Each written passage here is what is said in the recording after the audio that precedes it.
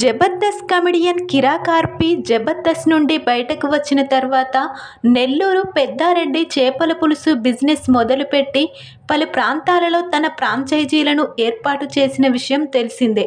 అయితే ఎప్పుడైతే power star Pawan Kalyan Janasena party తరపున ఈసారి ఎన్నికలలో పోటీ చేశారో అప్పటి నుంచి పవన్ కళ్యాణ్ అభిమానిగా కామెంట్లు చేస్తూ జనసేన పార్టీకి వ్యతిరేకంగా ఉండే వారిపై రకరకాల కామెంట్లు చేస్తూ విరుచుకుపడుతున్నారు. ముఖ్యంగా ఐకాన్ స్టార్ అల్లు అర్జున్ పవన్ కళ్యాణ్కి బదులుగా తన భార్య స్నేహితురాలి భర్త నంద్యాల వైసీపీ ఎమ్మెల్యే అభ్యర్థి శిల్పా రవిచంద్రారెడ్డికి మద్దతు పలకడమే కాదు, స్వయంగా వెళ్లి ప్రచారం నిర్వహించడంతో పెద్ద ఎత్తున విమర్శలు గుప్పించారు. ఎందుకు మీ మామ పవన్ కళ్యాణ్కు మద్దతు పలకలేదో చెప్పాలి అని గట్టిగా కామెంట్లు చేసిన విషయం తెలిసిందే.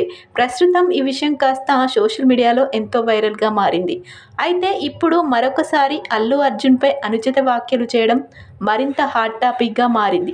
ఈ నేపథ్యంలో సోమవారం ఏర్పాటు చేసిన ప్రెస్ మీట్లో మాట్లాడుతుండగా అల్లు అర్జున్పై చేసిన వ్యాఖ్యలకు సంబంధించిన ప్రశ్న ఒకటి ఎదురైంది. దీనికి కిరా కార్పి స్పందిస్తూ షాకింగ్ స్టేట్మెంట్ ఇచ్చాడు.